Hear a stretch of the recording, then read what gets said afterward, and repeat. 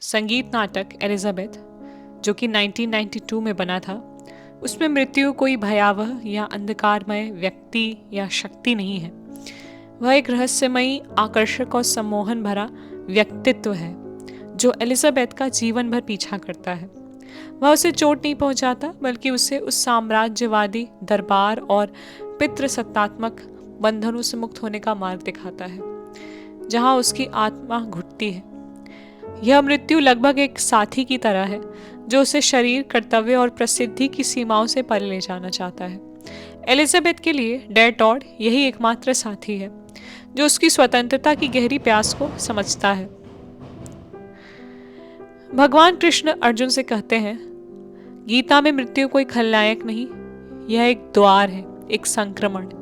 जो मरता है वह केवल रूप है, आत्मा तो अजर अमर है। सच्चा वैराग्य तभी आता है जब मनुष्य समझता है कि जो मरता है वह मैं नहीं हूं। तभी वह संसार में कर्म करते हुए भी उसके फल में आसक्त नहीं होता। यही है मोक्ष का मार्ग।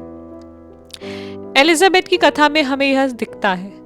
स्वतंत्रता की तीव्र चाह और समाज द्वारा दिए गए बंधन, पत्नी, महारानी, माँ, सौंदर्य का प्रतीक। उसका डेटॉर्ड से लगाव दरअसल उसकी आत्मा की स्वतंत्रता की खोज है। वह संसार की भूमिकाओं से मुक्त होना चाहती है जहां उसका अस्तित्व दूसरों की परिभाषा पर निर्भर था। गीता के दृष्टिकोण से सच्चा संतोष बाहरी प्रशंसा या शारीरिक सुख में नहीं, बल्कि आत्मा को पहचानने में है। स्त्रियों और सभी दबे कुचले वर्गों की असंतुष्टि का मूल भी यही है कि वे अपनी गहराई से जी नहीं पाते, सिर्फ दूसरों की अपेक्षाओं को निभाते हैं। दोनों कथाएं, एलिजाबेथ और गीता, एक ही सत्य की ओर इशारा करती हैं। इच्छा बुरी नहीं है, लेकिन आसक्ति दुख का कारण है। मृत्यु शत्रु नहीं है, वह हमें दिखाती है कि यह संसार अस्थायी है। परम सत्य यह है कि सत्ता, सौंदर्य, प्रसिद्धि सब नश्वर है।